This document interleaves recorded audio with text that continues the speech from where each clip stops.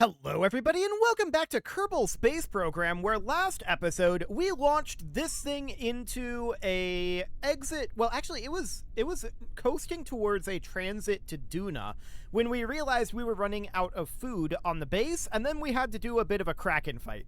We fought the Kraken successfully, and I think we now have a procedure to avoid Krakening in the future, but we need to get this thing back up. But as you can see, I've just slapped a MechJeb on here, and my plan here is to just launch this with MechJeb at this point. So we're going to utilize the ascent guidance here. Our orbit target altitude is going to be not 422 kilometers, that's for sure. I want our orbital inclination to be at 0, and this is very old data, I think. This is from one of our previous playthroughs. I haven't used MechJeb in a very long time. So at this point, we're going to just set an orbital altitude of like 150 kilometers, and otherwise, that should do the trick. We're just going to engage autopilot, and off we go. So let's see how MechJeb does this. Should be interesting.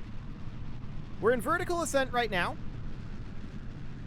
and rolling to azimuth, I think, is what we're doing at this moment, but I'm just going to physics warp through this because we want to get there pretty quickly. We've already done this. This is just catch up at this point. Ooh, MechJeb messed up. That's exciting. I guess we'll have to do it manually then. My plan was definitely to just let MechJeb do it to get through it nice and quickly, but okay. We'll just do it manually. That's fine. I'll just take the MechJeb off. If we had more control surfaces here, I think MechJeb was just trying to be... Yeah, if we had more control surfaces, MechJeb would have been fine with it. I think it was just trying to be a little bit too aggressive with that gravity turn, which, fair enough, it would be more efficient to do that, to be sure. But I don't want to make significant changes to this design because this is, at this point, technically a retcon, right? Wait, do I have built-in MechJeb on the remote guidance unit? We actually do. Okay. I'm actually interested in seeing if this works without physics warping. It might be that the problem was physics warp. So let's just bring it up this way and not physics warp it for now. I'm just curious at this point. Does MechJeb handle this correctly without a physics warp? It should. I was surprised that it didn't handle it correctly with a physics warp, but let's see. Remember, we've already done this, so there's absolutely no problem whatsoever with what we're doing here. And to be fair, there would be no problem with using MechJeb in the future. With it built in like this, this is completely legal to use MechJeb. So that's fine. There's no rule against it in the rule set that we're playing with. But yeah, it looks to me like MechJeb is going to be able to handle this. It's trying to roll a lot, but I think that the reason it tumbled previously was just the physics warp. So we've just got to be a little bit more patient. Okay, that's fine. We can handle that. So let's bring this on up. I want to hop into maneuver mode and just see how it's doing. We're at about a 50-kilometer apoapsis. Okay. I mean, that makes sense because our orbital altitude target is 150 kilometers, right? So we're just trying to punch up through a bunch of the atmosphere here. I would normally be burning purely horizontally at this point, but that's not how MechJeb rolls, and the way that MechJeb does it is technically, I think, a little bit more efficient. Okay, so we're fine-tuning that apoapsis as of right now, and we're now coasting to the edge of the atmosphere. Excellent. I'm curious to see how much more DV MechJeb gives us. I wasn't concerned about the amount of DV we had in the previous iteration of this, so it should be relatively fine. And I'm pretty sure I know now how to avoid Krakening, so that sounds good. So we can go ahead and close that, and that's interesting. MechJeb is skipping circularization. Oh yeah, it is selected to skip circularization. Okay, this is fine. This is absolutely fine. We'll align here, burn prograde, lock to that node. And we're just going to do something about, like, this. Okay, that'll be fine. So I'll just do it manually from here. We will, of course, need to do some turning. It did deploy our solar panels and our antenna for us, so that's nice. We could deploy the survey scanner. There's no reason to, but there's also no reason not to. So let's go ahead and do that. And then we've got about a minute until we get to the end of this burn. Now, we're still going to have, I think, a small issue with our food, but I don't think that this is strictly speaking accurate. Reason being, we do actually have the food generation going. So that's definitely noted. It's going to make things a little bit awkward, for sure, if it's not counting this correctly. We'll find out, though. We've got about 30 seconds here. 20, 10, and 3, 2, 1, 0, mark. I'm going to limit this gimbal down to about a 10% gimbal. We don't need quite that much wiggling going on. And this is going to be a very similar amount of delta V left over, actually. Very, very similar. So that's good. Excellent. Okay, we're now in orbit. This is basically a good enough orbit. Yeah, we don't need to be any higher than this. It's okay. So that looks fine, and at this point, of course, we want to head on out. So sometime around here, probably. We do have that moon encounter that we dealt with last time, but if we have enough DV thrown into the burn, then that's not an issue. We can check on Duna. I highly doubt that this is going to be anywhere close to an encounter. And yeah, that's what I expected.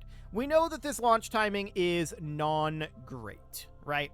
So let's just put ourselves right about there, 900.9 meters per second. We'll lock to that node. And we'll get very slowly turned. Last updated 0 minutes, 0 seconds. That's interesting.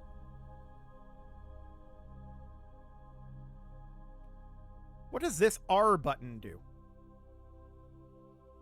Okay, that gives us the crew roster. Sure, I know who's there, so that's not a problem. So let's go ahead and warp forward until we get to our burn point, which is about 20 minutes in the future. Excellent.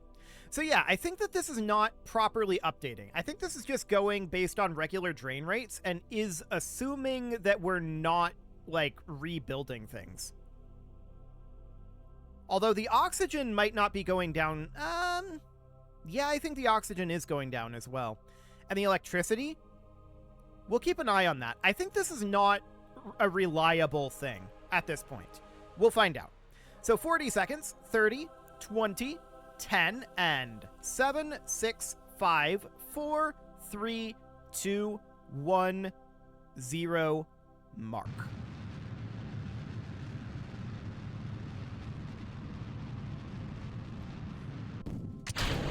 Okay, there goes our ascent stage, and once again, I want to turn the gimbal limit on this down to like 5%.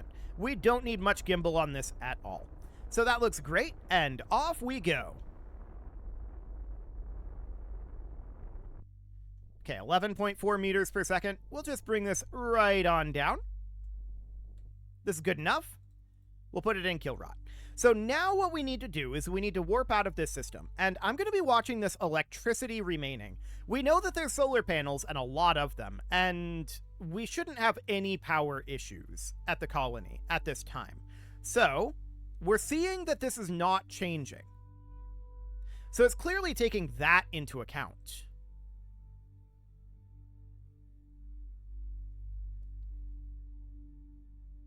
That's interesting. Okay, well, let's just warp here until we're out of this system.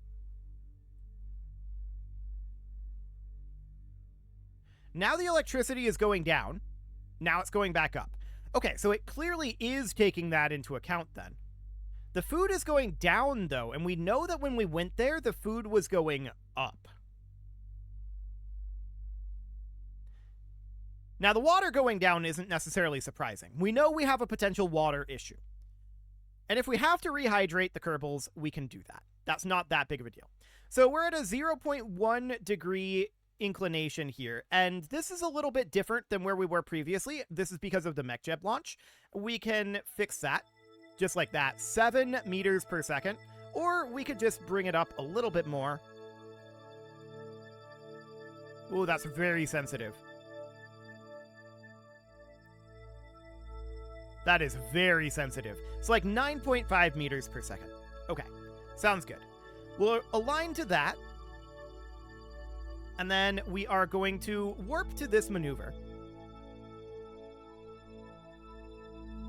But then before we get a big warp going, because we know we're going to need one, I want to hop over and show the system that we've discovered for not hopefully having a Kraken attack at the colony.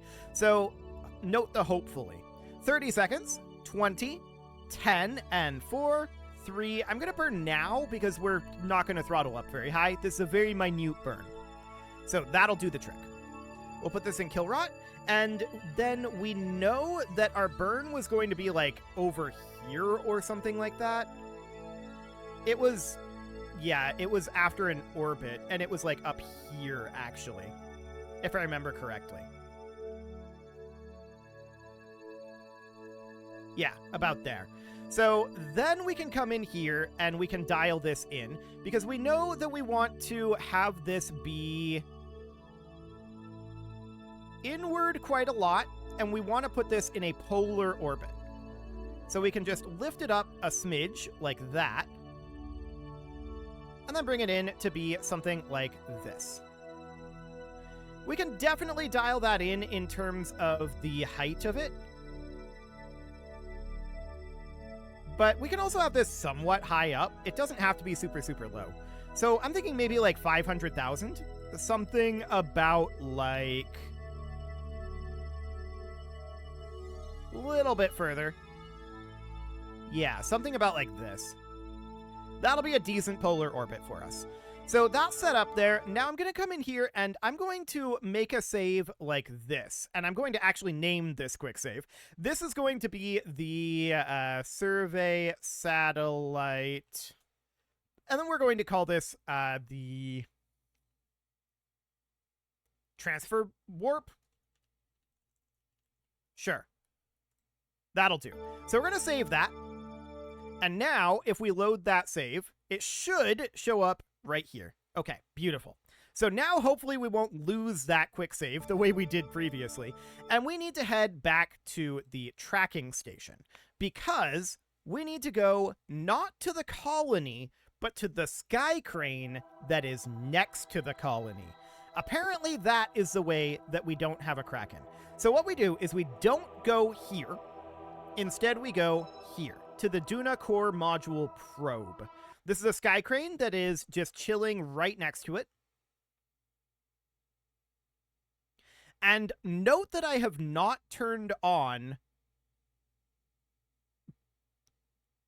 no crash damage and unbreakable joints, right? That is a thing that I have not done at this time. But I believe it's not necessary if we load here first, based on previous experience. So here we are. And there's our colony right over there.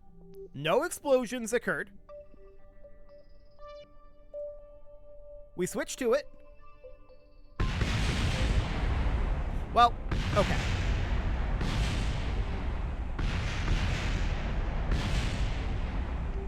So that's a Kraken. It is certainly unfortunate. We need those wheels if we're going to be traveling anywhere where there's water, right? So that's unfortunate. That means that we're going to have to reload that save. And that also means that we should, anytime we come in here, it is a guarantee that we have to have unbreakable joints and no crash damage because of the potential of the Kraken. So that's understood. We're going to load up the save that we just made right here. And I'll be right back once that's loaded in. Okay, so here we are loading back into the sky crane, although apparently OBS forgot that I had KSP selected. That's exciting. Okay, there we go. Fantastic. That took a hot minute to load up. So here we are on the Sky Crane, and there's our colony over there. I have unbreakable joints and no crash damage on. So we're going to swap over to it. And the Kraken starts up. If we swap away from it, and then swap back, yeah, we're definitely Krakening out. That's very unfortunate. I was hopeful that it would be fine by going here to load it in first and then going here. But apparently that's not the case. So we need to try to figure out what else is going wrong here. So there's definitely potentially some things that we can do here, but I would rather not if we can at all help it. I want to cheat as little as possible, right? But when we have this nonsense happening, we just don't really have a choice. We can try to warp it like this and freeze the physics like that and just hope when we come back that it's fine, but it generally isn't. Oh, that's physics warp. No, we don't want physics warp. Do not physics warp. That will make things so much worse. Okay. So, one thing to note is I don't think it's the wheels that is causing this problem. I think it's the hydraulics. But the hydraulics are also a necessary component, at least for now.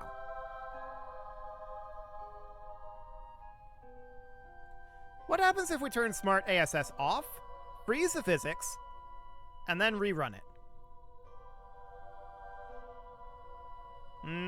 Basically the same Kraken is happening.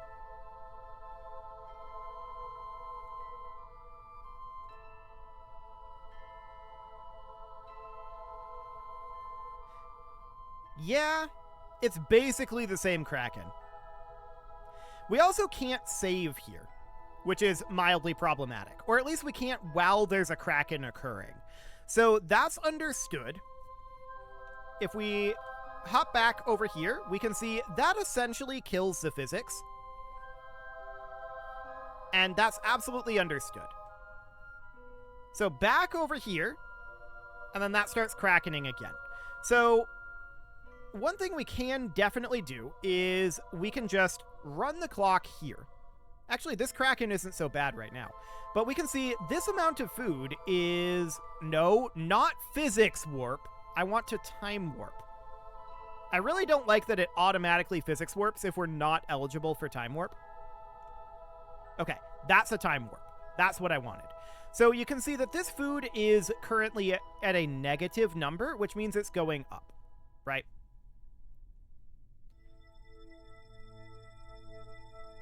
Yeah, there we can see it's going up. 105, 106, right?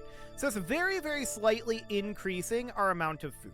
Our amount of water, on the other hand, is going down very, very slowly.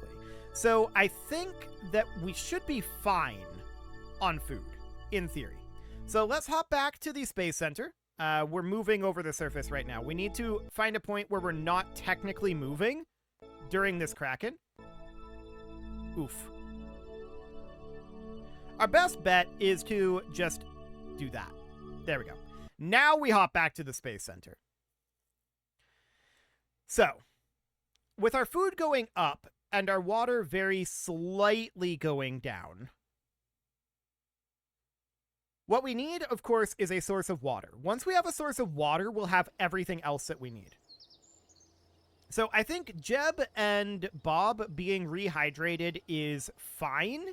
I think what we're going to do is we're just going to drive this over. Jeb and Bob being there, I would prefer that they weren't at this point. So that's absolutely fine. Let's hop into the survey satellite. We have 1 year, 178 days here. So if we warp forward, it's probably going to tell us that they're running out of life support. So I want to hop in here and we can see food remaining 144 days, but we're positive on food, but we see that this number is going down. So if I tick forward here, you can see, yeah, 107, 106, 105, it's going down. we expect the water to go down, but the food remaining should actually be increasing at this time. So that's very awkward, right? That means that we shouldn't actually be running out of food when this says that we're going to be running out of food. So I'm going to warp forward, and we're going to see what happens. If we have to rehydrate them, it's fine. I think the rule on that is going to be a Kerbal has to rehydrate them, by the way. But yeah, we can see that we're definitely running out of food, but we shouldn't be. We absolutely should not be. So previously, this is where I stopped the warp, and we went to go deal with the food and then fought the Kraken for a while. So we can see it's telling us food is running out. The food should not be running out because we're making more food. So I'm going to save this game again, and I'm going to save this as the food check. There we go. Just in case we have a Kraken issue. And let's head to the tracking station and let's see what's going on with the food there. The food should be positive.